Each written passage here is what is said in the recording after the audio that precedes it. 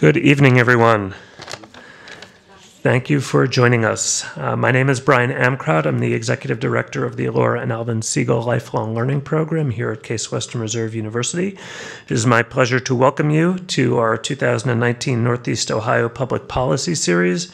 Tonight's program is titled, How Can We Reduce Gun Violence in Cleveland? And we are coming to you from the Timmins-Mitchell University Center here on the campus of Case Western Reserve.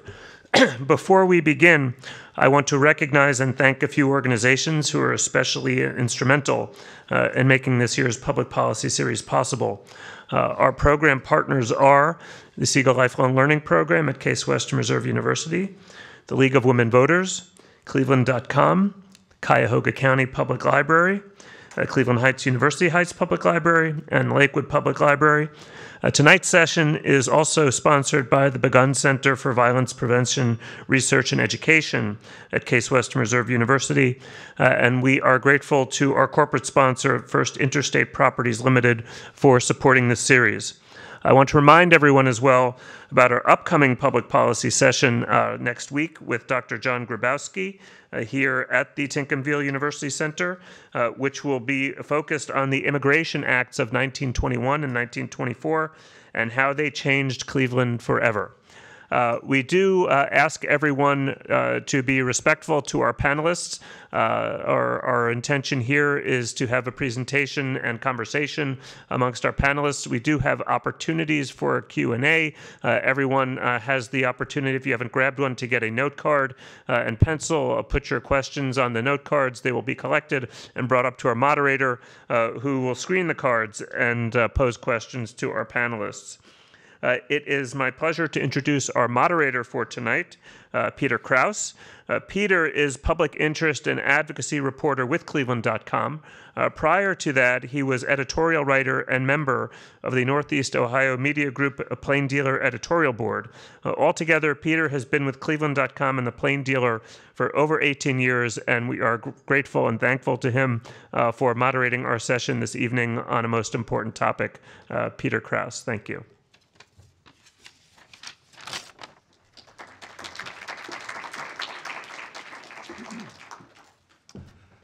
Thanks, Brian.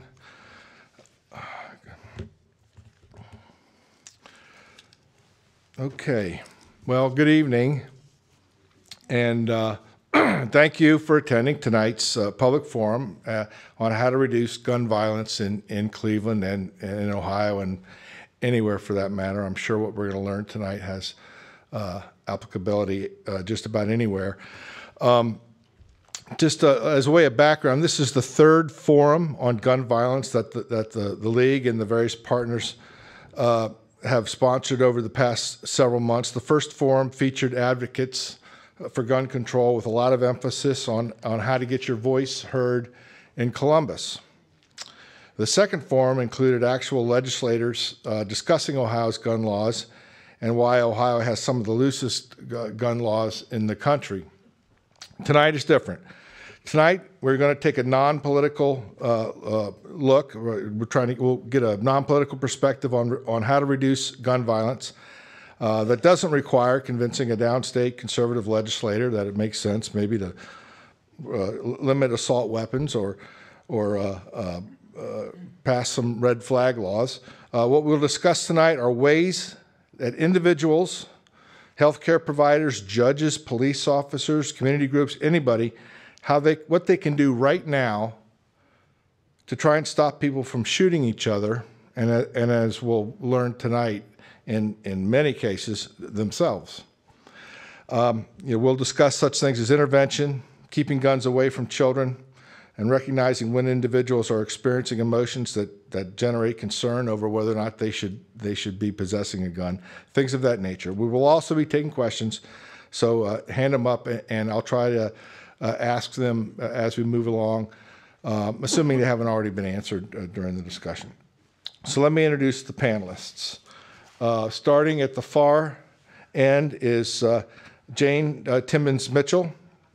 She is a PhD senior research associate at the Begun Center for Violence Prevention, Research, and Education here at Case. At the Social Work School, the Jack Joseph and Marion Mandel School of Applied Social Sciences. She's also a clinical child psychologist with 35 years experience, and she's also a member of the advisory board of the Ohio Coalition Against Gun Violence. And she writes a blog, right? Children Will Listen, for Psychology Today. And then next to Dr. Timmons-Mitchell is Judge Joan Synenberg.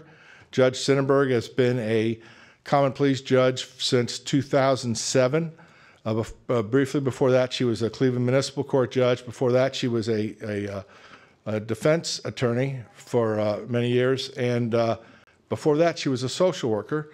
And we're going to hear about some of the work she does still in the county jail later tonight.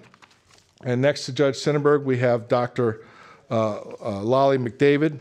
She's medical director of child advocacy and protection at Rainbow Babies and Children's Hospital, responsible for community outreach and programming, as well as coordinating the medical services for the Child Protection Unit, serving at-risk children and families in Northeast Ohio. And then next to Dr. McDavid is Andy Gonzalez, former Cleveland commander of the Cleveland Police Force. He's now chief of the Cuyahoga Metropolitan Housing Authority, which has some 60 units, or 60 developments, 10,000 units, some 55,000 people living there. And so these are our panelists. And let me begin tonight with one question, and I want you all just to just answer this real briefly, like one sentence, okay? Because I just and then we'll get into the details, and we'll start, Andy, here with you. Are problems with gun violence getting better or worse? Worse. Worse. Okay, Dr. McDavid. Worse. Judge. Worse. Judge. Worse. Dr. Worse. Okay. All right, there you have it. So we're going to learn something tonight, hopefully to make it better. To begin, what I'd like to do is ask Chief Gonzalez to maybe give us a little bit of a lay of the land. And what I'd like to know in particular is what kind of guns do we have on the streets and in the homes of Cleveland? Well, good evening, everybody. In regards to what kind of guns, we're seeing a wide range, ranging from a regular revolver, which is the typical, what we used to call six-shot, all the way to assault-type rifles out in the streets. The most prevalent firearm that we are encountering and confiscating is the 9mm. From different makes and models, but primarily 9mm, I would say by far is the most popular firearm out in the streets. In regards to what's in people's homes, I don't really know. I can't really tell. Unfortunately, we are on the back end of what's inside somebody's home because of a burglary, a break-in, or someone from inside the home has availed themselves of that firearm, which in turn then goes out into the streets. So, and that's how we are able to decipher or work backwards as to what firearms are in someone's home, only if it appears out in the street, and if it appears that we have a suspect involved with it, and that the firearm has been involved in some kind of trauma or criminal event. Mm-hmm. And if well, what percentage of guns would you say are possessed illegally?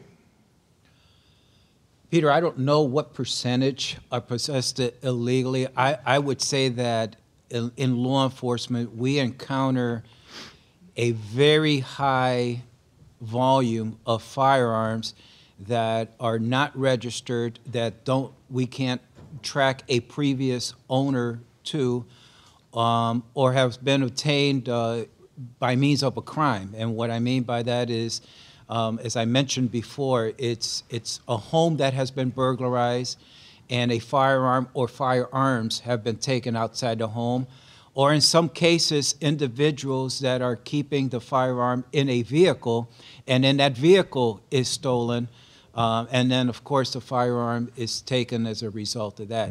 But in regards to a percentage, I really can't put a percentage on that. Okay. And if any of the others panelists want to feel like they can weigh in on this, Judge, you may have some experience with this directly, you know, in your day-to-day activities. But how does somebody get access to a gun? What makes a young person, or any person for that matter, willing to use a lethal weapon, you know, to commit a crime or protect themselves or whatever? Good evening, everyone. I'm pleased to be here, especially with these panelists, and I appreciate this, Peter. So why people have guns, we typically hear in the courthouse every single time I ask, which is any case that there is involving a gun, why'd you have a gun? And the answer I get is the same every time, which is protection for themselves or for a loved one. And we've learned a lot. In my vantage point, I listen to human drama all day long. I see it. And I'm an optimist, I have to tell you this. And it pains me to say that something's getting worse because we're striving to make the situation better. But people use guns in crimes, if that's the specific question that you're asking, for a number of reasons. First of all, listening to young people in the jail, which I'll share with you some points of this evening. It's a matter of respect. A perception on the street is that if you have a gun, you'll be respected. Also, the young people that we see that have these guns, and 9mm, I agree with the chief, are very popular. But again, I see what comes from my vantage point, which is a case in the courthouse. But people use guns because they're effective. If they see something that they want, whether it's on social media or in the street or something that someone has and they want it, these kids will tell me they'll go get it. And without to go too far ahead, I'm basing what I'm sharing with you on what I've dubbed the listening tour.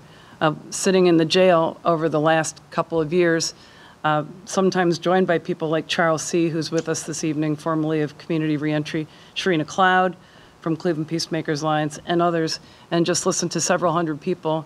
And the perspectives that I share with you this evening, I share with you on behalf of the kids and the young men and women who've shared those thoughts with me. But it's to protect themselves and their loved ones. And I don't want to take too much time right now, but there's a very, very strong sense, ironic as it sounds, that not having a gun is dangerous. And you'd rather not have a gun, you'd rather have a gun and not need it than need one and not have one. So this is, generally speaking, a lot of what we hear. But as the evening goes, and I hope to share more with you, I do think that as hopeless as it seems and as depersonalized as our community seems to have become for a variety of reasons, that there is hope out there and that there's something each and every one of us can do from a perspective of humanity and also something that might look more concrete. And by way of information, what is a 9mm? It's a 9mm. It's a small handgun, is that right? Chief? I mean, it's big enough. Well, it's not necessarily a small handgun. You know, the reason, just a quick education, I guess, it's considered a caliber of the firearm, and the 9mm references the diameter, the size of the diameter of the actual casing that contains the bullet, which of course fires. By comparison, the 9mm is very close to a .38 caliber revolver or .38 caliber round. They're very, very close inside. Of course, then the calibers increase from there. We've all heard of the 44 calibers and the 45 calibers. So the larger the number, the larger the bullet that is in the firearm. But by far the most common one is the 9mm, perhaps because the 9mm round is the most popular able to get. Is the ammunition that is the most popular out on the streets, well, and in stores also, in legal gun stores, the most popular round that they carry would be the 9mm. But it's not a rifle, right? It's not a rifle. It's not a rifle, no. Yeah, okay. And you're not limited to 6 bullets. You can put a clip and then have 15. Does that make it a semi-automatic weapon? or Yeah, no? what makes it, a revolver, of course, requires an individual, I hate to talk about this in We'll a get gun off of this. Just, but- we just but, want to get a little lay of the land A here. revolver requires an individual to continue to pull the trigger every time and then the cylinder Yeah. turns. A semi-automatic is similar, except that when you pull the trigger actually remains backwards. So it's a lot easier to continue pulling the trigger versus a revolver. And then to Dr. McDavid's point, the 9mm or semi-automatics are capable of high-capacity magazines, or commonly called clips. So the average magazine for a 9mm would be anywhere between 12 to 15 rounds. And then you can get adapters for that, magazines that will carry on up to, or in some cases, 45, 50 rounds. And then with switching those, if you've got multiple magazines, you could imagine the firepower that is there. And okay, and one last question to try to get a lay of the land. How are most young people shot today? Is it intentionally? Is it by accident? And are there things in common about the life experiences of young people who end up either the victims of gun violence or the perpetrators of gun violence? Are there some commonalities here? Who would like to go ahead? So just, is this on? Okay. So just to speak to some background statistics, so I was reviewing to make sure I was current. The CDC has said that in the last year for which statistics are available, which was like the year before last, that gun deaths across the board were declining, but that suicide deaths are increasing. And it turns out, as we all know, I think that about 2/3 of the gun deaths in this country each year are suicides. So I'm the suicide prevention expert because I do the evaluation for the Ohio State Suicide Prevention Grant and also a bunch of other work clinically. So I think it's really important to make a distinction, because if you're talking about, why do young people die by guns, a whole big propensity of it is that they kill themselves using guns. And there are known ways to decrease that event from happening, but it mostly, to cut to the chase, has to do with separating the young person from access to the gun to begin with. And that's where I would like to focus, is to talk about prevention, because it's the separation rather than the getting closer to the guns and what they do that I think is really the answer to how we prevent How do you gun separate? violence. How do you separate the guns from the kids? In lots of ways, but I mean, the biggest way for kids is you prevent access, but also for other people as much as is possible legally. We know that, for example, people who die by suicide, which is the correct way of saying it, not commit suicide. The American Foundation for Suicide Prevention is very big on this, so we can all retrain our ways of saying this, right? But so most people who die by suicide die because they have access, and the access comes at the point of some impulse that can't be restrained. And there is pretty good research that talks about how if you separate the impulse from the gun for a very short period of time, sometimes 20 to 30 minutes, that you can in fact prevent the suicide, at least in that moment. And then the other thing, I'll stop in a second, but the other thing that people often do say about suicide, which is also incorrect, is that, well, if somebody is going to die by suicide and you prevent them from having a gun, they're going to do it some other way, and that is simply not true. 90% of the time, somebody who is prevented from completing a suicide attempt does not go on to die by suicide. So. Just to follow up on that, would so-called red flag laws have helped? Not we won't get into that, but absent something like that, what can be done by family members, friends, associates, coworkers? Are there ways to step in and try and prevent something from happening? Are there clues to look for? I mean, I don't know if anybody else wants to, but I can. Go ahead. So a background of depression is often noted in people who eventually die by suicide, but not always. And especially in younger people, As you may know, depression is not always a hallmark of what we think of as depression in adults, right? Depression in young people can look like anger. And so that, putting those two things together. Again, though, the red flag laws, so these are variously reviewed. Some people say that is the thing to do. The most recent best review I saw, and it said that it's not established yet. But what I think is probably a good practice is the CALM training that is available from Dartmouth. This is counseling against lethal means, which is something that all mental health and behavioral health workers can be trained in, and also all medical people. Mm-hmm. And it's to help spot, the signs, and then in the case of somebody who seems to meet those criteria, to really up the ante in terms of separating the person from the availability of the gun. Mm-hmm. So it can be as simple as like putting the gun someplace else, with a relative, or disabling the gun, or putting it in a gun safe, or any of those things, but some kind of very tangible way of separating the person mm-hmm. from the means. Okay, all right. Dr. McDavid, let me ask you a question about some of the things that you're involved with, and it has to do with intervening in gang violence or intervening in situations to prevent gun violence from escalating. This is something you do at UH, correct? Yeah, it's interesting because, when I was training years ago, pediatric surgeons weren't really trained in gunshot wounds. And I remember when there was a Mount Sinai hospital, the military used to actually send their surgeons through places like Mount Sinai in big city urban centers, because that's how you learned how to deal with high-velocity gunshot wounds. And so you needed to know how to do it when you were in the field, when you were in the military. And so they learned to do it in cities. I actually come from I'm going to digress a little bit. I come from a military family.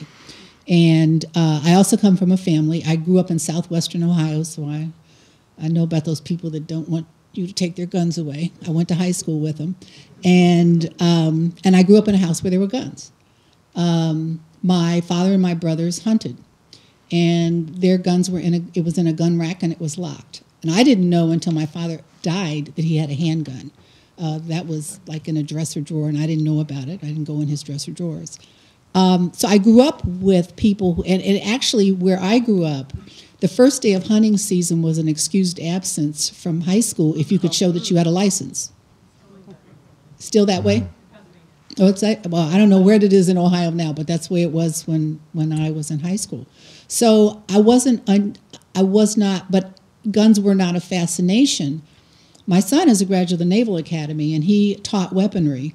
And he likes to say that in homes where there's a handgun, there's a 66% chance the gun will be used against somebody who lives in the house because somebody goes for the gun.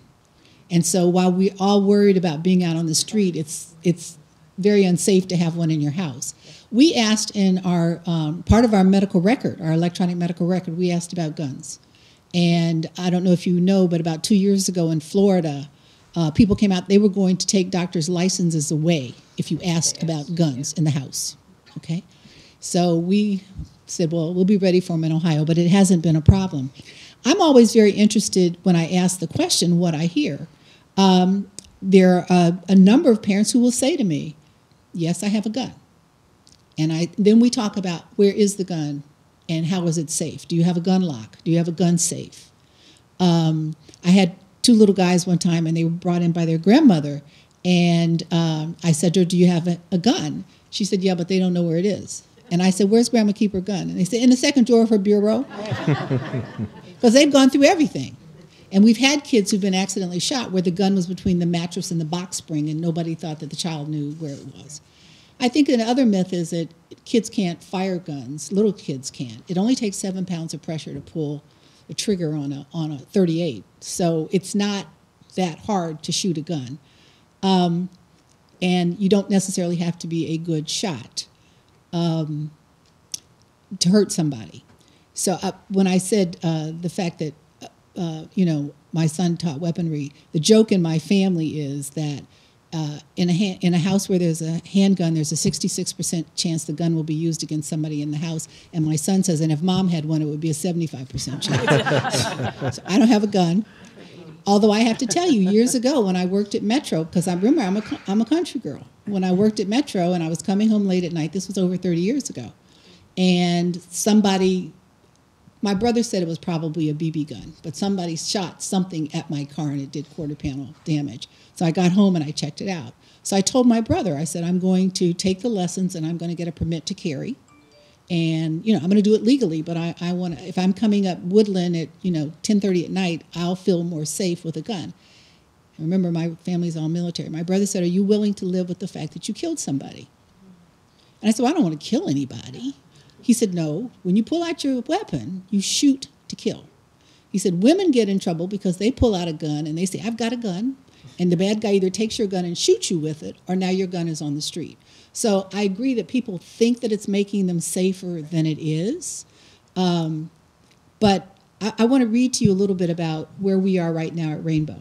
So from January 1st, 2016 through December 31st, 2017, Rainbow provided care for 191 children and adolescents aged 15 and under for gunshot wounds and assaults.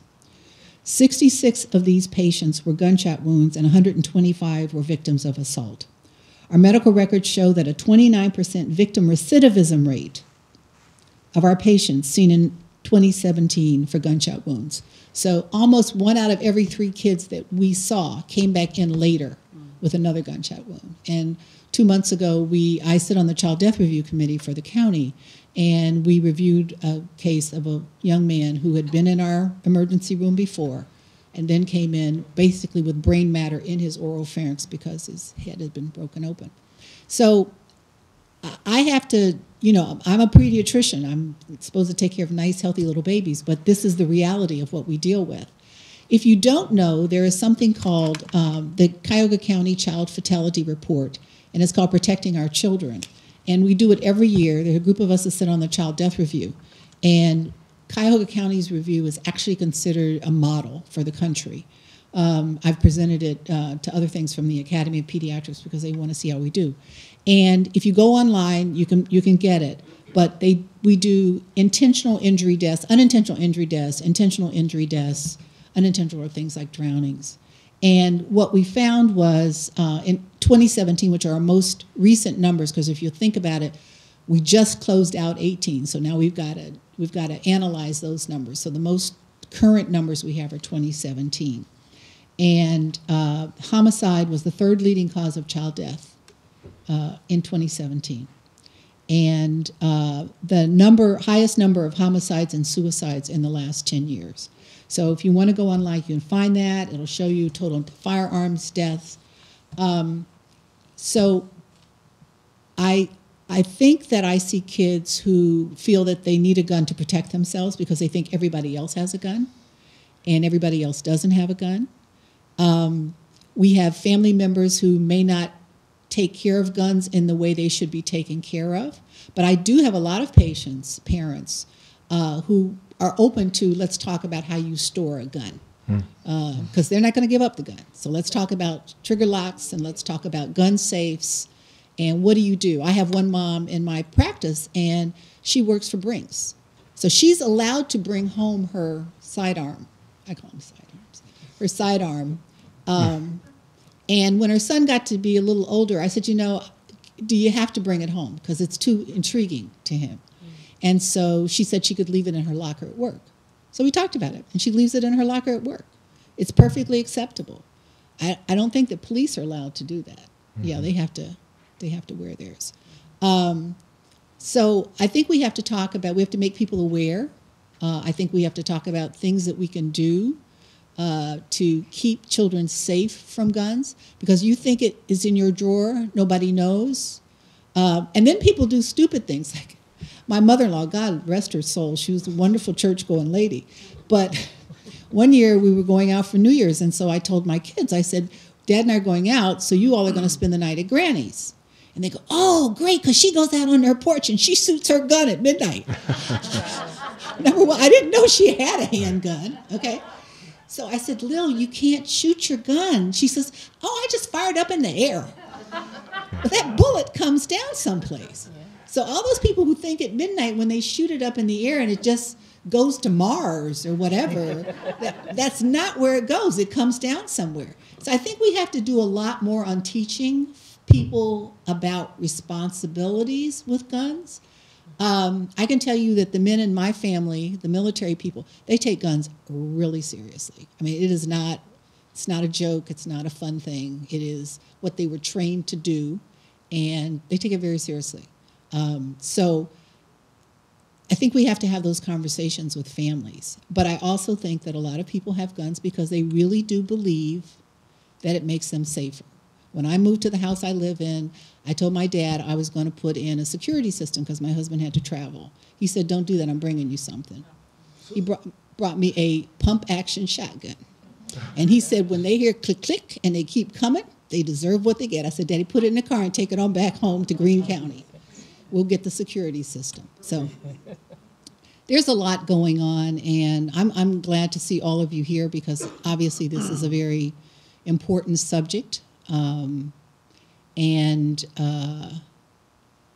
I think we have to have a community strategy. So we have gotten a grant at University Hospitals at Rainbow, and it's called the Anti-Fragility Project. And I know that doesn't make any sense to anything, but anti-fragility, when they make steel, they make little breaks in it so that if it gets bent, it will bend and it won't break. So we are trying to make those places so that children can heal back again.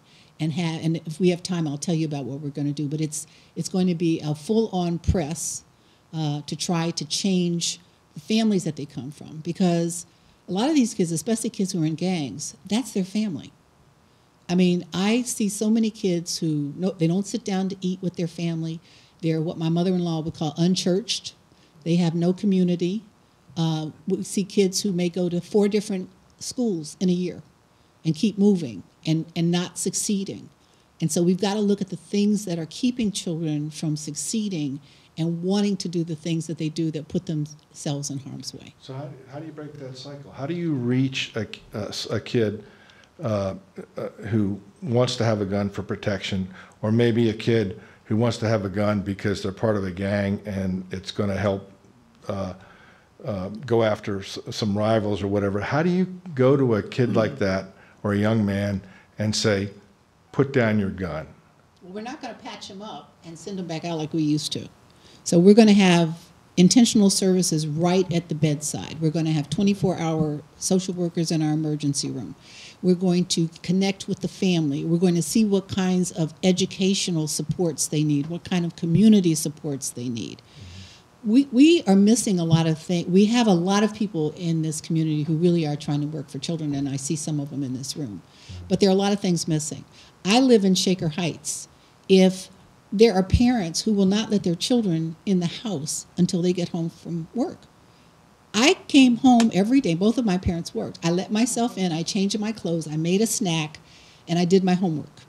And I didn't go out, and nobody came in. But we have kids whose parents say, "You can't come in the house until I get home." So they're on the street. Mm-hmm. And there are no places. Shaker is certainly not set up with 24-hour rec centers and places for kids to go. And so they end up going to the library. And, you get 3 teenagers in the library and they start acting goofy. So then they get put out. And so we really have to look at kids. Where are they and where do we need to be for them? We need more rec centers. We need more boys and girls clubs. We need families to basically take kids in. I mean, when my daughter was in the 3rd grade, I packed a lunch for somebody in her class every day because I found out that she did not have a lunch. And so we worked it out, and I'd packed the lunch, and then the first time I said to my daughter, I said, "Now you've got to find a way to hand her lunch without everybody seeing her do it." We put it in a paper bag. And so like the end of the week, I said, so how's it going? She goes, "Mom, she meets my bus now." She meets the bus to get the lunch. So about 2 weeks into it, she says, "Mom, so-and-so said, can you make her peanut butter sandwich with strawberry jelly instead of grape jelly because she doesn't like grape jelly?" That's something. And at first I thought, well, grape jelly is cheaper than strawberry jelly. That's why we eat it. And then I decided, you know what? When you're in the 3rd grade, you should be important enough to somebody that they make your peanut butter sandwich the way you want it. So I did that, and that young lady finished high school and went on to college, and that may have been the little chink that she needed just to keep her going. So it's a lot about just caring for people. Judge, you are in a situation where you see people coming to you all the time. Sometimes they change, right? Sometimes they don't. Tell us a little bit about what you've learned as a judge, but also tell us about this listening tour that you do, where you go into the Cuyahoga County Jail on a fairly regular basis. What made you start doing that, and what are you learning from that, and what things are you learning that might address this situation? I have to say that I was startled to hear some of the numbers that I heard. I did not know that 2/3 of gun deaths in the country are from suicide. And these numbers are just kind of eye-opening to me. So I have learned so much on the bench, and it's been a blessing. But my 16 years as a criminal defense attorney was a great opportunity for me to learn about working with people who were in tremendous need. I also preside over what's called recovery court. It's a dual diagnosis specialized docket in common pleas. What we do is we help people who are diagnosed with addiction disorder and trauma. And when I listen to what we're hearing about put away your guns, that's what we're always telling people about their drugs. You know, put away your drugs so that your kids and grandkids aren't pilfering your neighbors or whatever, because we view that as another deadly type of weapon. So what I have seen as a Cleveland resident and as a judge on the bench for these years is that gun violence in our neighborhood seems to be more profound now. I listened to Dr. McDavid talking about trauma with babies and gunshots. When you see this on the news where a kid's caught in the crossfire, it's just heartbreaking. We do see each other, the chief and I, and Mr. C, and Shireen and others on a bi-monthly meeting at the U.S. Attorney's Office called STANCE, Standing Together Against Neighborhood Crime Every Day. And during these meetings, as we lament what's happening in our community, we thought it would be helpful to listen to people who are in the thick of it. And not every person that is in a hospital might be involved in gun violence, but as I have been in the jail listening to people, I will tell you that just about every single person in the jail who I've sat down and listened to has a gun, or will get a gun, or did have a gun, or has been shot, or lost a loved one in gun violence. So that says a lot about who's in jail, by the way. And I will tell you that our county population is certainly not 100% African American, but I have been in pods in Cuyahoga County Jail that are 99 or 100% African American. So that speaks to a system that is somehow flawed. I'm part of that, so I'll take responsibility where I must, but how can you not notice that? And so going into the jail seemed like a way to listen to people who are firsthand involved in what's going on there. So we go into the jail, we talk about very briefly what we would like, and that's for the ladies and gentlemen who are there to just share with us, tell us what they perceive the problems on the street to be, why we are experiencing gun violence, and just to share with you a little bit about that. And again, coming from them, kids have told me over and over that they are traumatized and that they need one-on-one counseling. And if I heard it once, I've heard it 100 times. We have all had trauma, and they've explained what it is. Many times it's exposure to violence or losing that loved one to a violent death, losing a parent early, losing a loved one. They talk about there's just too much killing going on. These kids, and I say kids, I use the term a little bit loosely because I'm talking about people in jail, but I think that if you're in your 20s, you're still kind of a kid, right? I don't know when the brain is fully developed, but Doctor, you could probably, thank you. So, I mean, these people that are adults in our court, no, but as we sit here right now, listening to these wonderful speakers say what they have to say, right now, just a very short drive from us, 7 minutes, there are thousands of people, 5 minutes in the juvenile detention center. In downtown, maybe 7 minutes. There's thousands of people locked up, completely bored, isolated, and extremely lonely. And what these kids tell me is that they just have a sense, and it is pervasive and it's obvious, of hopelessness, very low self-expectations. I've done informal polls because when somebody gets out, they've got to have a place to go, something to eat, someone to care for them and be able to care for their kids or their loved ones. And just by asking how many people don't have a place to go, it's about 20%. And I did not know that the homelessness was that rampant, and in the correctional system it is. And back to the point of humanity, I think the one thing that all of us can do, and you hear about this, looking out, packing a lunch, being there, being present for a person to feel that you care. I mean, I hear it in the courthouse. To your question, Pete, just today I had a kid on my recovery court docket who just overdosed last week because there's all these synthetics out there now that look like the real thing, and they're fentanyl, and this kid overdosed, almost died 5 days at Metro. And he said, "You've got nobody." He said, "I've got nobody. I don't have a family." I said, "Where are your family?" He said, "Really?" He said, "Are you going to invite me over for Thanksgiving dinner?" He said, "I know you care about me. I think that's wonderful, but, what does that mean?" He said, "I don't have anybody." And I said, "Oh, man, I'm thinking I'm going to rearrange Thanksgiving plans. My husband's here, so, honey, we're going to do it at our house this year, and I'm inviting some friends." But I'm listening to these kids, and here, just to share, very common, this is a reduced list. No true healing. And these kids, I'm using somebody's got to get to our psychology, find out what's going on with us. Jail is hell because of the loneliness. I've been caged since, and then they tell me whatever age, but that's, they feel that. We don't have enough to eat. That was a common refrain, in jail and out. They're hungry and thirsty for attention. So there's smart, creative people that are telling me that they're hungry, and then they say for attention too. So very interesting. They feel invisible. They feel that there are not enough mentors. They believe that beefs are the root cause of a lot of the shootings out there, that you can have a beef that you know about, or you can have a beef that's not even your beef, it's somebody else's beef or your mother's beef. You could be on the wrong street at the wrong time. If you don't have a gun, you might be a known target. If you have something nice, you might be a known target. If you lose a fight and it's posted, you're a target. You're perceived to be weak. What do you mean posted? On social media. Okay. Young guys tell me that they follow older guys' examples, so they see the guy with the dope and the girls and the money and the gun, and they want a gun. They said having a gun is like having a Louis Vuitton belt. Okay.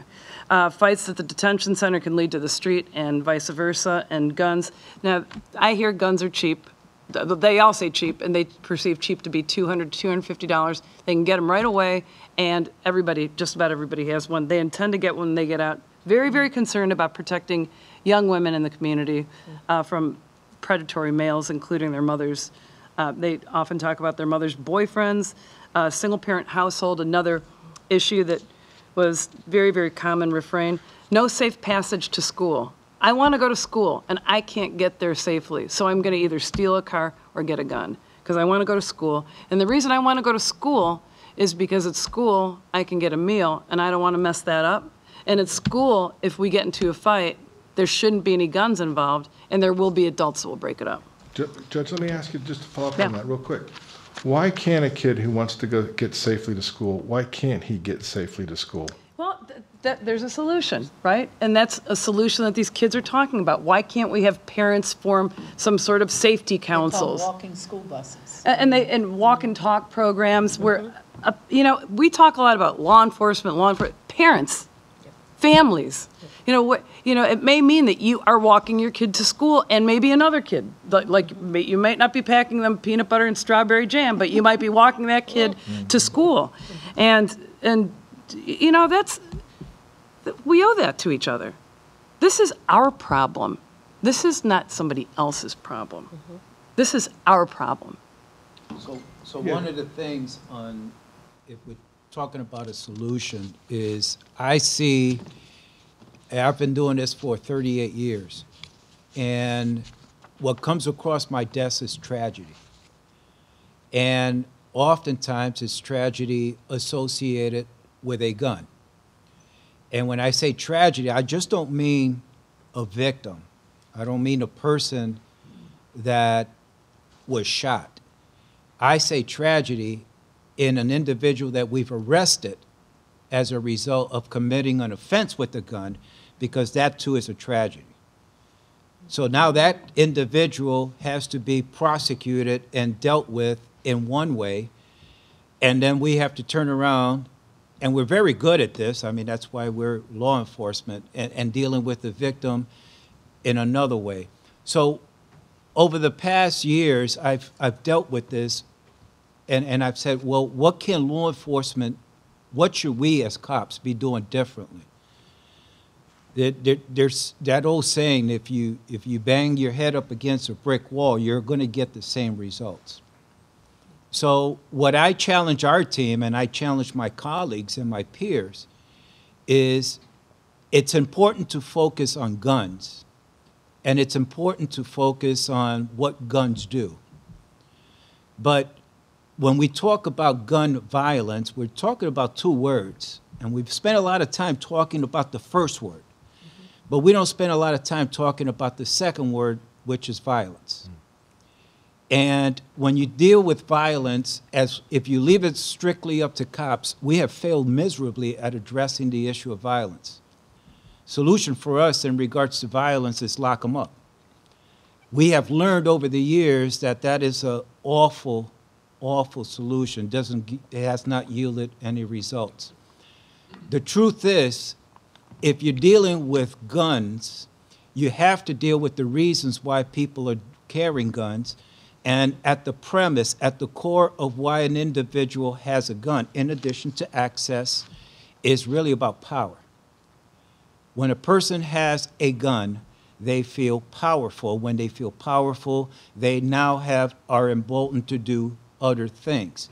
But the reality is that they feel powerful because they don't want to feel like a victim. And when they don't want to feel like a victim, that clouds an individual's way of thinking in regards to conflict or conflict resolution. When we look at all violence, violence is a result of a person not able to mediate or resolve a conflict. I see these reports all the time. The reports start off, these two individuals got into an argument. One individual disrespected the other person. They started calling each other's names. When they called each other names, then they started more and more, it started getting worse and worse. And then the next thing you know, someone pulls out a gun and starts shooting. If we can focus on the violence aspect of it, I think that in looking at what causes the violence, what are the symptoms, what at the heart, at the root of what escalated to violence, I think as a community and a society we'll be able to find a solution, and in turn, eventually, not right away, but eventually, we may be able to drive down, if not eliminate, gun violence. And when you talk about violence, and what precipitates violence, in almost all these cases, these are individuals who, outside of being violent, they don't have a lot of hope. They don't have a lot of direction, right? They don't see a way forward. Is that right? I mean, think about it. When does a young person decide for the very first time, I'm going to pick up a gun? To me, to shoot a gun at somebody, to me, would just be an incredible experience, and I don't mean in an interesting way, but in an unbelievable way. And it's got to be that way to a certain extent with all kids at one degree or another, right? I mean, what is it that makes a kid say, you know what, yeah, I'm going to pick up that gun and I might even use it? Well, I think it's become glorified. I think that there's a lack of oversight in the home. And when you look at the video games and you look at the movies and you look at what our young individuals or young kids are exposed to, there is a prevalence of a gun. In a video game, I don't know how many times a video game comes out and somebody's shooting somebody or there's a gun there. So my opinion, Andy Gonzalez, not necessarily as chief, disclaimer there, is that we really got to do something with what our young kids are exposed to at a very early age. Mm-hmm. Because I think that that's learned. If the only way that a young person learns how to deal with conflict resolution is by escalating to violence or by brandishing a gun or by pointing a gun at each other and saying, stick them up, put them up, whatever it is. And I think eventually, if no one checks that, and if no one tells little Johnny or little Missy that that's wrong, that there are other ways to resolve conflict, that's what they're going to believe is the best way to do. and handle that conflict as they grow older. Jane, you have some thoughts? Yeah, so to piggyback, the pathway, so this is just the research stuff, but it has real-world applications, I promise. The pathway for youth violence is very well established, has been in research for the last 40 years. And there are two main ways that you get to youth violence. One has to do through family and lack of supervision, and then that yields lack of associating with positive peers, so associating with deviant peers. So that's where you're going to find all the stuff that you all are talking about with your listening to her and the kids that are in the projects. And then the other part of it is it has to do with school. It has to do with lack of affiliation with school, and again, that may relate to the positive part of why the young man wants to go to school is that there are models, there's supervision, there are conflict resolution courses, there is school violence prevention. But what we know is that, different studies, there have been like 50 studies that have shown the same thing, and interestingly, the path for drug abuse is the same, with just a couple of variations. So, the modeling piece from video games and social media is probably in there, but it's not as powerful as these other things. And so we know this, and so knowing this, we also know how to interrupt it. I know that sounds lofty, but it's true. We really do know how to interrupt it, and there are programs that do that, and do that effectively, that separate kids from the roots of the violence, and then they can do better. Let's talk about those. What are some ways to interrupt violence that are working right now in this city? Okay.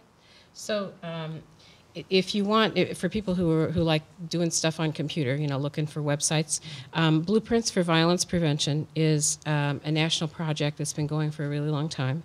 Dale Elliott out at the University of Colorado started it a long time ago, and there are known established best practices for decreasing youth violence. We have several of them in the city. The one that I know the best, because I did the most work with it, is multisystemic therapy. And there are lots of things that people say about that, mostly that it costs a lot of money.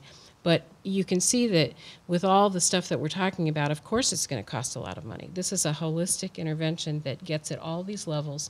The thing that I wrote down while we all were talking, and I love the story about the peanut butter. That was so dear. And what occurs to me that we're dancing around, as we're talking about all the community resources, which are very important, of course, is the crucial thing is supporting parents when you've got them. Now, not everybody has them or can get to them. Rebuilding families, I know, is one of the hardest things that you can ever do, but it can be done. And I think coming up with a family that a kid can grow up in is probably the biggest effective prevention strategy. And we've seen it work, for decades now. These things really do a very work. good job in Cuyahoga County of helping to rebuild families, patch families back together? I think we'd all have different perspectives on that. What I could say, because I guess my spin on it is sort of rarefied because, I'm kind of at the end of a pipeline where, if somebody's lucky enough to get there and they meet the criteria and they're, somebody who can be effectively served by the services, then yes. But does that work for everybody? Well, no, because of all the reasons that we've all said. And obviously there's socioeconomic reasons for some of the stresses, obviously, that affect people and prompt them to conflict. Well, it's interesting because, again, if you look back at all these 50 studies and the years of research, this is across socioeconomic level. This is across ethnicity. This is effective, period. And it can be done. It's just that what it takes to do it is tremendously difficult. It takes so much, and mostly what it takes is money. It takes intentionality, but mostly the other thing is money. Money, like investing in things like paying for it. Interrupters of some kind. Cleveland Peacemakers Alliance, right? Who can talk about that and the successes they've had? Judge? Well, I appreciate that. I do sit on their board Sharina Cloud is here. Miriam is also here. And Cleveland Peacemakers has violence interrupters at Metro in residency. And by the way, we have Andrea here from Metro, and I know that we're not, just to digress for 1 second, just to show how they respond to a root problem. In their ER, when someone overdoses, they can see a recovery coach right then and there and get linked to services right then and there. They are stopping deaths that way. But violence interrupters are at UH and at Metro to respond to victims of shootings, and also to try to thwart when they hear that there's something going on out there. That's in addition to case managers, violence interrupters, and outreach workers. Thank you. But the case managers touch over 80 people a week through community referrals and just people that they learn about. But again, that's back to the connectivity, getting in between the gun, the person, anticipating when there could be a beef, having information on the street and the right people to handle it. But we talk about restoring families, and all of this is about families. And this is, you see what happens. Somebody gets shot, somebody gets killed. You get somebody who's the loss of that life, the person who's charged, the fallout to all their families. The ripple effect is very widespread. And everybody feels the hurt. It's just all bad. I mean, and we see that, and it's really, really hard to see. So anything that can be done to restore a relationship, to make people feel more connected to each other, it makes sense when you hear that what is depression was actually, it might look like anger in a kid. And we think about the frustration that these kids in jail feel. I asked them what advice they would give to a younger sibling, and they would say, trust no one, live every day like it's your last. It's just so dire and so bleak, but that's how they feel. So again, I'm dealing with, we're all in our own lanes here. I'm in a courthouse and I'm talking about listening to people in a jail, so their experiences come from their perspectives. But there's a lot of people right now that have those perspectives, and it's very difficult. And when we think about anything that any one of us could do, it's little things, not just big things. And I don't know if this is little or maybe it is a big thing. Name calling. Names hurt. Words hurt. And kids that have been called names forever, they feel that it just sooner or later they have the terrible feeling about themselves. And to build up somebody's self-worth when it's been beaten down forever, it's tough. I mean, kids are a product of what they see. And if you don't have dispute resolution through conversations, and I did ask that question, what about lay down your arms? And they're like, really? Seriously? No, that's pretty funny. What's your next one? No, we're not doing that. Yeah, how do you convince... talking is weak. How do you convince somebody that there's no shame in putting down your gun, in I'm not going to say turning the other cheek, but in finding a different way? And as a follow-up to that, at what age, and any of you, please weigh in on this, at what age do we lose kids? Kids tell me to a life of violence and a life of hopelessness. They say as soon as they're old enough to be on the street, they are susceptible to violence. Which is what age? As soon as they're out there, they say that 8- and 9-year-olds have guns, sometimes from their mothers or their, an adult. They think these kids in jail tell me you need to get into the schools when kids are 5, 6, 7, 8 years old and talk to them. That a teenager or a young person, an adult, may not appreciate the dangerousness of a weapon. They don't. The chief has heard me say, a kid that was telling me, we all have guns, no big deal. Then I got shot. It really hurts. Being shot's a terrible thing. I couldn't believe it. It was so awful. But just appreciating the seriousness. And these kids will tell me, I don't appreciate the seriousness of it. I know it's risky. I know I could go to jail because of this. But I know the risks. I am taking the risks voluntarily. And there's a lot of justification, by the way. That which they decry, they perpetuate. So they'll say to me, guns are a problem out here. I'm carrying, well, who stops? When does it stop? When does somebody say, and I ask this all the time. I'm hopeful that there will be someone who's been through the system, or someone, a returning citizen that's going to say, I want to do this. I want to start a movement. Lay down your arms. Let's have a conversation. Because what are the disputes about? They can't even tell you. These are beefs. They don't even know what the beefs are about. And then we heard today someone at our stance meeting saying, you know, you go to a new school, you keep your head down, don't talk to anybody if you don't know them. What kind of world is this? Are the schools, what can the schools do here? Well, you know, there are a lot of things that I don't think we're doing correctly. Number one, the Juvenile Justice Center, the new one, when it was built, was to be a intervention center. It was not supposed to be what it's turned out to be. And we don't have a community will to say, let's put in the programs that we need. Some of these kids have vision problems. Some of them have learning problems. I mean, and you have to address them and get them to where they need to be before you send them back out. It shouldn't just be punishment. But I don't think that we believe in that. I think we believe if you're, quote, a bad kid, you're supposed to be punished. Now, I can tell you, sitting on the Child Death Review Committee, that kids who live in the outer ring suburbs get chance after chance after chance. The police give them a ride home. They don't take them downtown. And then eventually they do get killed because something happens, but it's not as often, and they get those chances. How many of us did stupid stuff when we were 12, 13, and 14, and we were lucky that we either grew up in a community or in a family where somebody caught us? And by caught us, I mean caught us like this, and we got a second chance. So these kids, a lot of these kids don't get second chances. And I see kids who are angry at 3 and 4. Last night I was in the hospital parking lot and parking garage, and this guy was parking. He had put the kids out of the van, and he's going to park. And they're like, and I said, hey, go over there and stand. I said, who are you with? Well, my uncle's driving out, so go stand by the elevator until your uncle has parked the van. And this one boy, he may have been 10, he wasn't going. I said, did you hear what I said? I said, you need to go over there and stand by the elevator. And by that time the uncle got out, I said, he's hard-headed.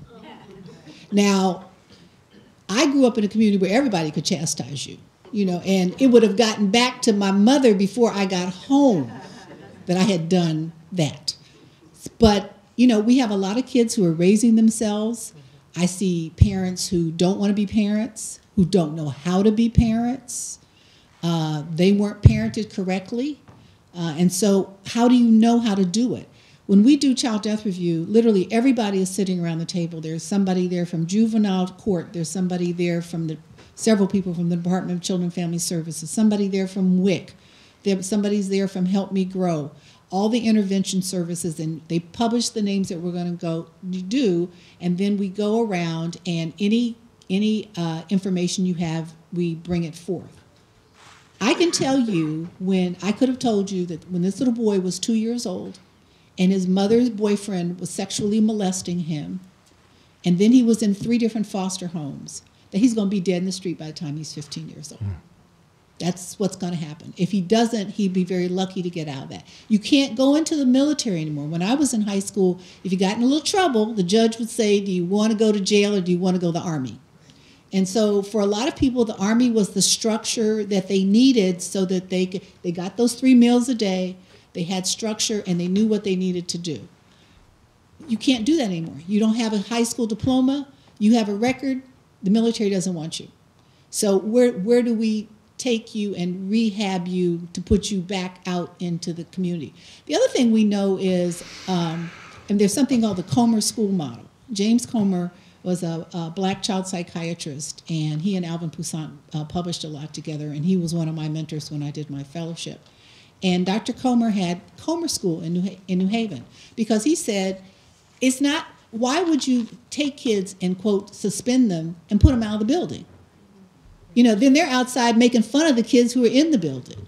Or they're outside and they're not getting that breakfast and they're not getting that lunch, and they're being disruptive. So the Comer model is you don't do out-of-school suspensions. You go to a different part of the school, but that's where your suspension is, and they try to work on seeing what your problems are. But part of it is we don't want to spend the money for that. We,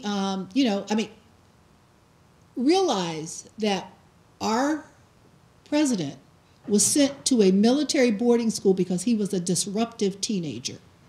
He was an unruly teenager, and that's why they sent him to New York Military Academy. Well, his parents had the money to do that, but everybody doesn't have the money to do that. So we've got to think about what do we do early on to intervene with kids so that, and I don't know that that was the best thing for him, but they wanted him out of the house. Obviously, they wanted him out of the house. I'd like him out of that big White House, too, right now. But we have models. We know things that work, and we don't either have the political will to do them, or we don't want to spend the money to do them. And usually it's both. And it's not that we need more models. We've got them. We just have to decide that we want to have them work here in Cleveland and in the Cleveland community. Make the commitment Yeah. to do it. Yeah. Let me, we've got about 15, 20 minutes, and we've got some really good questions up here, and I want to get to as many as I can. So I'm going to ask these questions, and I want each of you go ahead and weigh in, but just real briefly. So there's kind of a lightning round, okay, on some of these things, okay? What is the role of the faith community in addressing gun violence? How important is it? Well, the faith community is fading out. I mean, a lot of churches are struggling to just keep membership. As I said, a lot of the patients that I see are unchurched. They don't go. They don't go to church. They're not connected with a church. And the churches that are in the inner city tend to be smaller and don't have the budgets to do the kind of things that we would all like to see them do. So the role of the faith community, I think people in the faith community have to decide what they're going to do. But I think it's very difficult because so many people are just not even connected. But I think if you're feeding somebody a lunch, they don't really care what your denomination is. I mean, I was just in Sarasota, and we were at my cousin's church doing a breakfast for the homeless on Saturday morning. This is a predominantly black, kind of Pentecostal-based church. 80% of the people that we served were white, because the homeless in Sarasota tend to be a lot of old white guys. And, well, I mean, it's like anywhere else. They come because it's warm. You know, I mean, you can live on the street if the weather is okay. And some of them clearly, to me, had some mental health issues. But, I mean, they're doing that, and they're not doing it for their own members. They're doing it for the people that are out there in the community. But people have to decide they want to do that. Right. Here's an interesting question. Does being involved in the arts, music, and they mentioned classical music here, have a deterrent on young people to avoid guns? And maybe go beyond just the arts, but are there certain types of pursuits that can... If I may. Sure. Thank you. In the listening tour, so many kids said that they wished that they could have an opportunity to showcase their talents. And we heard everything from, I'm an amazing chef, I love to dance, I'm a great rapper, I'm a poet, and actually sometimes, you know, these kids would actually share with us. So they would love an opportunity to do something because they feel that their time is definitely, well, idle time is the devil's playground. They feel like they've got nothing to do, but they would love an opportunity to showcase their skills. Yeah. That would mean so much to kids. Yeah. Totally agree with that. Cleveland Public Theater has done several partnerships with us at CMHA and with the police department to a very, very positive end. Just a quick example, there was a mural that was being designed and drawn in one of our family estates, and I was brought in because there was a concern about vandalism to that mural. I was also concerned about vandalism to the mural, but when Cleveland Public Theater engaged the kids in the neighborhood, and adults, big kids and little kids, we did not have one incident of vandalism, and I would say that we didn't have any incidences of violence along that corridor there simply because of that mural there. So arts, I think that's an untapped resource that we can certainly use as a diversion to keep our young people, and in a lot of cases older people, busy towards something positive. I want to speak to that too. Yes. And I was trying to figure out how to work this in, so this is perfect. So, I mean, first of all, again, there's a lot of good research that shows about the effect of the arts on the developing brain. It's perfect, it's helpful. It actually can impede instances, proclivity to violence, so that's really good. But there's this wonderful line of research that's been out there for a long time. It talks about, so I think this relates back to Dr. McDavid's anti-fragility initiative.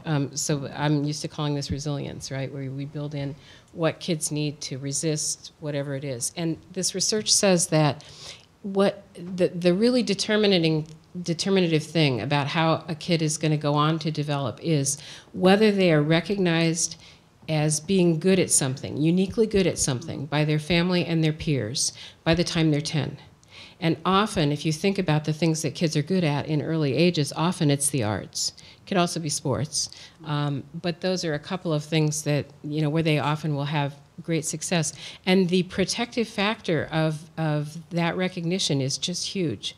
So, you know, I live in Cleveland Heights, and I know that for many, many years, and I think it's still true, in 4th grade, every kid gets an instrument. And they have instruction, and, you know, I'm just excited that that's been able to continue. It's so important, not only from a research standpoint, but, I mean, you see it in people's lives, the difference that it makes. So it's basically the outlets that can give kids self-worth at a very early age so that they learn early on that there's a way to feel good about themselves, to have a power over their lives that doesn't involve being a tough guy or girl on the street. Yeah, so an initiative that I've been associated with, I do work at the Cleveland Clinic on grants, and they have, you know, an institute, I don't know what it's called, does anybody know? It's for arts and healing and stuff like that, and it's all this wonderful stuff. But they have a partnership through their community outreach group with CWRU House. And I was actually privileged to experience one of these projects where CWRU House will come in and work with a classroom. I think they target 2nd grade in the CMSD, and develop. It's just wonderful. Like in our project, we addressed bullying, which is certainly something that is, you know, around all this stuff. And so CWRU would take the kids' words, would help them write a play, and over 8 weeks, they would work on producing the play, and then we got to go see the end product, and it was marvelous. And so, I mean, those kinds of experiences are really powerful for kids. Okay. Now, here's a question, too. And I don't know much about this, but I'm assuming this has happened here in town. Do gun buyback programs really work? 2018, it says here 185 guns collected in exchange for gift cards. I'm assuming is that something that's worth pursuing more? The kids in jail tell me that they think that they're a joke. I know that they are done occasionally. They often feel that there's a setup, or that they could go and wind up getting arrested for something, that it's some sort of a sting operation. That's just what they say. You know, well, then other people position themselves on the fringe and offer to buy the gun, Oh, right, and then they get it for 50. Oh, really? So you have like a straw purchaser and all that kind of thing. I mean, so how easy is it to get a gun? Pretty easy, huh? I mean, what's a typical, not that I want to give anybody any ideas, but if I wanted to walk out of here tonight and get a gun, where would I go? What would I do? Who would I talk to? gun shop, a gun shop. It's open. Yeah, it's open. A gun shop. So a gun shop can, and again, I know we're not getting into laws, but a gun shop will sell to anybody, pretty much. I mean, they do ask you about some things, right? When I ask Chief? somebody where they got a gun, I'm sorry, they No, always go ahead, get very, Judge. very nervous. Yeah. Why are you, you know, they don't want to answer me because they think that, but they just, when I ask somebody in my courtroom, when did you get a, how long did it take you to get a gun? I don't know, like a couple hours, but you know, it's always the same $2 to $250, and they can get one right away. If you want a really good gun, you're going to have to pay a lot more than that at a gun dealer. But if you're buying it on the street, you can probably get it for a third to a half of what it would cost you. But I mean, you see the gun shops get broken into. I mean, people steal from the gun shop. And is that, Chief, is that where most people get their guns? They get them through illegal means? I would say the guns that are on the streets are through illegal means. And she's right. The gun shops, we've been monitoring this now for about a year. There's been a growing trend of these gun shops, suburban gun shops, getting broken into, and those firearms being recovered in the inner city, more specifically being recovered right in my backyard. So I'm very concerned about that.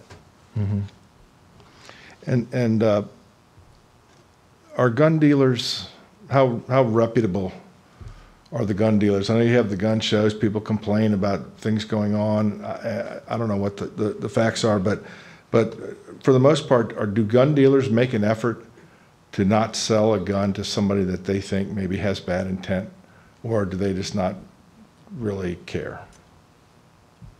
Any of you? Does the liquor store not sell liquor to alcoholics? Thank you.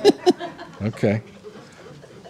There are programs, though, for gun dealers, training programs, to help them if they're interested, to help them identify who might be a higher risk.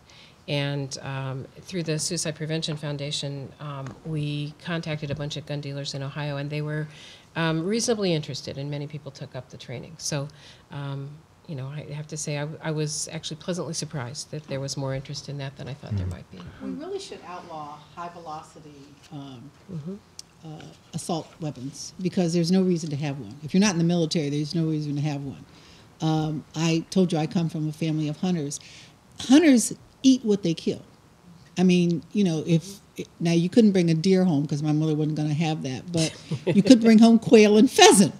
But you were we would eat it. And people who live in rural areas who hunt, they eat what they kill, you know. So you have no reason, you don't hunt with a high velocity rifle. That's not what you want. You want to be able to share whatever it is with your family and your community if that's what you choose to do. So I think we need to outlaw high velocity assault style weapons because there's no reason to have one. And I think that came up at one of our previous forums, but that's good luck, right, in the state of Ohio? And a lot of other states. Well, in a lot of other states, that's true. Should gun violence be treated as a public health issue? Yes. And if so, what does that mean? What does that mean, and what does that involve? Well, for me, it means that law enforcement has failed. And typically, it's always been the responsibility when you look backwards of who's responsible for gun violence or any type of violence, and it's usually the cops. Cops are called, we respond, and unfortunately, our method of handling that violent incident was by removing the perpetrator and not paying attention to the impact that violence had on the family. So in more ways than one, law enforcement was not trained. We did not have the training. We were not properly equipped for dealing with the traumatic effect of violence, especially violence in the home. So very much true that we have to, as a society, we got to deal with violence as a public health issue. Simply, there has to be a triage. There has to be an examination of the symptoms. There has to be a deep down drill through as to the causes, and I think that that's where public health, the public health model will be very, very effective at addressing violence. Mm-hmm. Here's an interesting question. Will smart guns ever catch on? And does that pose a whole nother level of concern? What's a smart gun? I believe a smart gun, if I'm not, is the 3D, what do you call it? Right, the print guns. Oh, the fingerprints. So as a safety mechanism. Only the owner. For the owner. Right. Okay. Then this goes to trying to keep. Children and stolen. Yeah. So I guess if somebody gets a hold of a gun that's stolen, and it can't use it, right, because only the person whose fingerprints are in it. Does that make sense? Well, a group of people went to Europe. They went to the gun manufacturers and said, "You're selling smart guns in Europe. Why don't you sell them?" You know, if I could just, I remember this coming up a while back, and when I was on the editorial board at the Plain Dealer, and one of the editorial writers weighed in on this who was pro-gun, and he was saying that part of the reason why this may have difficulty catching on is that if, say the technology doesn't work, and you know, I know how many times I try to, you know, use my thumb on my cell phone, right, to get it to turn on, and I got it, and you know, I'm guessing that a lot of people are concerned that they have that gun, they feel they need it for protection to shoot, and it's like, oh, doggone it, they're not reading my fingerprint. Is that part of the problem here? Is that, no? No. No, it's that the gun manufacturers won't make them in this country. Oh, they won't. They won't sell them. Yeah, the gun dealers here don't want to pay the extra money. What percentage? Loretta, they spoke to Block, they spoke to whoever would speak to them. It was Greater Cleveland congregations who belonged to their umbrella organization, and they went over to Europe. Interesting. Yeah, but in the rest of the world, I mean, Right. gun ownership is not It's not nowhere an like issue. it is here. Yeah. I mean, Right. it just, you know, we have enough guns for every man, woman, and child. And part of the argument was, Right.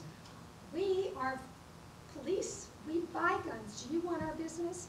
And start making smart guns, we ask for two things, and don't sell to straw purchasers. And they didn't get very far. Right.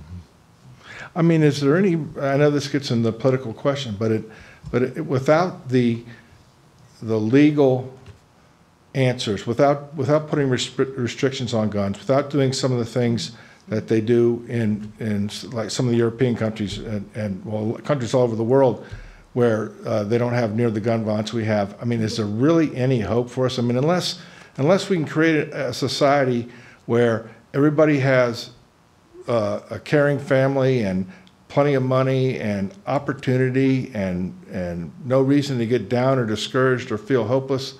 You know, if we can't develop a society like that, we're always going to have conflict, right? We're always going to have envy. We're always going to have anger. And if we have guns in the mix, we're always going to have, am I right? I mean, No. No? Okay.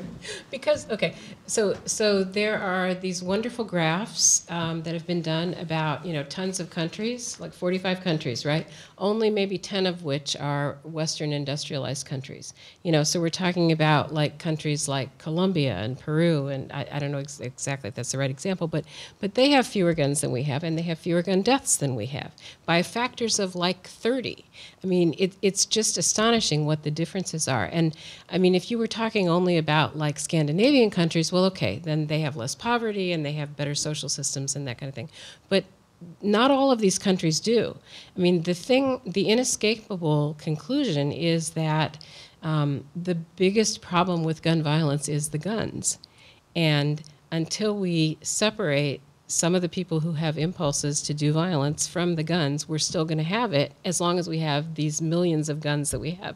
The thing that I think might be hopeful, and I think we should look to this, and I see all you wonderful moms people, and I love you so much because I know you do such wonderful work in all these rooms where people want to hold hearings at midnight and kick you out and all this kind of stuff, and thank you so much for all of your efforts. But the thing that I think might be hopeful is like understanding and training. You know, the Japanese model, I think, is the wonderful one. You know, in Japan, I can't say all of it, but it's like this 10-step process if you want to have a gun. And you have to pass a written test, even to apply for the gun. And the reason for having the gun can't be for self-protection. It has to be for some other kind of reason. And then after you've been approved for the gun, there's a 6-month waiting period, and I'm making up some of these time frames, but it's something like that. And then you have to go through a 6-month training period, and then you have to pass a proficiency test, and then you have to get relicensed every year or something like that. And it's like, I mean, I know that that's not anywhere near where we are, but it's something to appeal to because, you know, being optimistic, as you said, my optimism comes from the fact that, I mean, I've spent my life helping people change. And I know, you know, to my bones, that people can change. People can change at system levels, and people can change at individual levels, in families and as really little children and every place in between. And I know that if we have a collective will to do better and, you know, not to see our children dying in the numbers that they're dying because of access, because of rampant access to guns, which happens in no other society but ours. Right. That we can do it. We just have to really get behind the doing of it. And I think you cringed when I made my statement, but I think that's what I was trying to say. That okay. if we can't solve our social ills, and we overlay incredible easy access to guns, we're gonna have these issues. I guess is what I'm saying. Right. Absolutely. Last word, Chief. I'm going to give to you.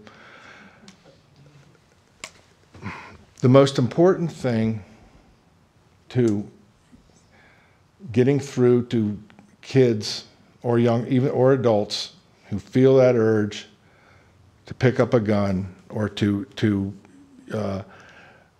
use a gun in conflict, most important way that we can try to reduce that amount of people going in that direction. I believe that education is the key.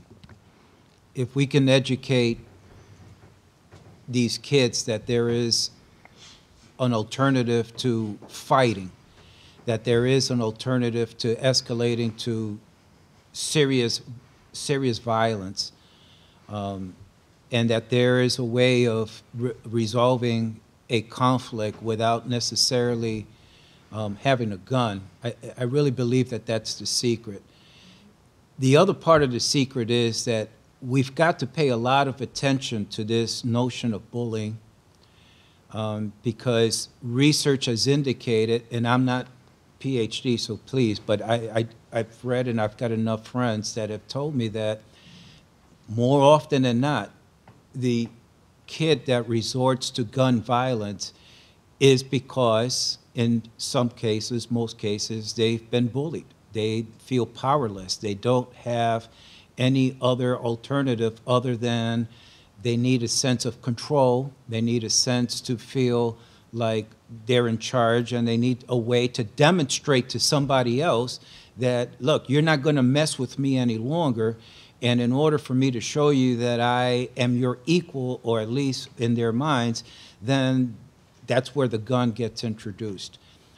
But I do say that addressing guns is a very critical, that's a very unrestricted area that we've really got to come up with an answer for how we're going to place tighter regulations on.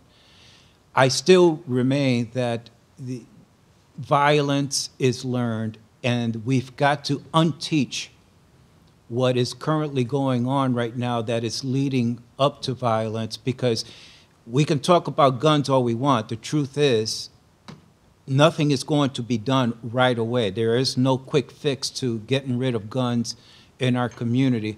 But I think that if we focus on educating, teaching young kids that violence is because of this, they're going to fight. But if we teach them that, you know, there's a big difference between a fight or an argument and now escalating to a violent situation where you got to go out and get a knife. I mean, yeah, a knife also sometimes, but a gun. If we can teach the kid alternatives, divert them from that path, then I think we'll be on a path to success in reducing gun violence in our community. Get them excited about life. Themselves. Yeah, and self-esteem. Yep. Dr. Jane Timmons-Mitchell, Judge Synenberg, Dr. McDavid, Chief Gonzalez, thank you very much for participating, and thank you all for showing up. Good night.